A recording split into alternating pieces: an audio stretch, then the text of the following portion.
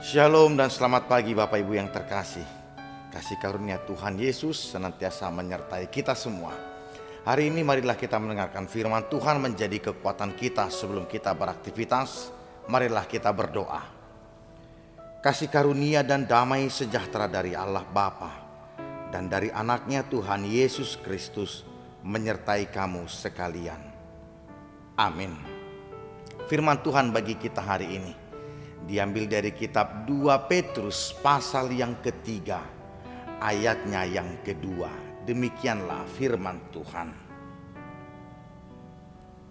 Supaya kamu mengingat akan perkataan yang dahulu telah diucapkan oleh nabi-nabi kudus, dan mengingat akan perintah Tuhan dan juru selamat yang telah disampaikan oleh rasul-rasulmu kepadamu. Demikianlah firman Tuhan. Bapak Ibu yang terkasih, salah satu penyakit yang menghinggapi orang-orang muda sampai orang-orang yang sudah berlanjut usia adalah penyakit lupa. Bisa saja kita sudah berjanji dengan orang, tapi kita lupa akan janji sehingga ada yang dikecewakan dan ada yang kecewa. Kita juga sering melakukan janji, biasanya pada tanggal 31 Desember menjelang tanggal 1, begitu banyak janji-janji untuk diri sendiri yang kita harapkan lakukan menjadi sebuah resolusi di tahun yang akan datang. Ternyata seperti sebuah lagu, janji tinggallah janji. Sehingga kita sering melupakan, bisa dengan tidak sadar atau mungkin dengan sadar dan penuh kesengajaan kita sering lupa. Dan hari ini kita diingatkan oleh Rasul Petrus agar kita tidak boleh melupakan firman Tuhan yang sudah didengarkan, yang diajarkan sejak dahulu kala. Sejak kita mengaku Kristen, kita sudah banyak mendengarkan akan firman Tuhan dalam hidup. Dan jangan pernah melupakan itu, karena bagi Rasul Petrus, firman Tuhan yang didengarkan itulah yang akan menjadi kekuatan bagi kita untuk melawan dunia yang akan memunculkan seorang pengejek, dunia yang akan memunculkan beragam orang penindas, dunia yang memunculkan situasi dan orang untuk mengajak orang-orang yang mendengarkan firman Tuhan tidak lagi hidup di dalam kebenaran. Secara khusus Petrus hendak mengatakan di dalam hari Tuhan. Hari Tuhan adalah hal yang pasti. Hari Tuhan adalah hal yang akan datang. Tetapi kita tidak ada yang tahu. Bahkan di dalam Matius 24:36 pun dikatakan, anak manusia pun tidak tahu dan malaikat, tetapi ia pasti datang, dan ia datang bagai pencuri. Kita bisa membaca di ayat-ayat selanjutnya. Karena itu Bapak Ibu, kita sudah diingatkan dari perjanjian lama oleh Yesaya akan datang seorang yang akan membawa keselamatan bagi manusia. Ia bernama Immanuel.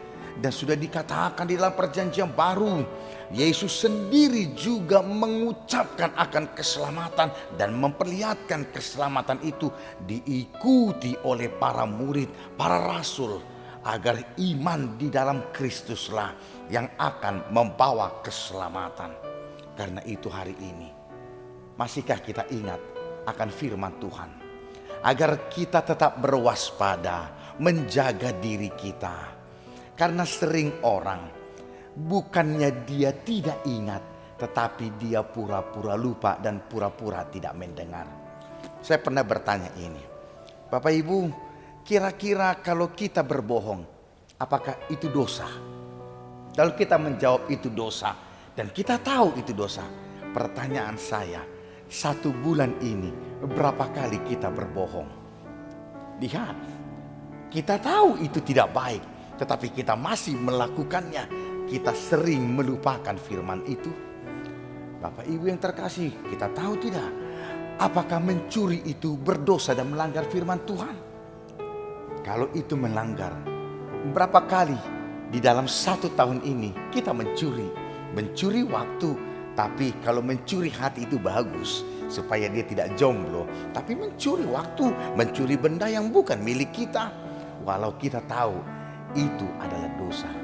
Tapi kita diingatkan hari ini, ingatlah firman Tuhan, agar itu memagari kita, agar kita tidak menjadi orang yang gegabah, orang yang sombong, tetapi orang yang hidup dalam kebenaran, yang akan terus setia kepada Dia dan menjadi pewaris kerajaan sorga. Selamat bergumul dan teruslah membaca firman Tuhan, karena itu akan memberikan kekuatan dan mengkoreksi kita ketika kita melakukan kesalahan. Tuhan memberkati. Amin. Kita berdoa. Kami mengucap syukur Allah, begitu besar kasih-Mu.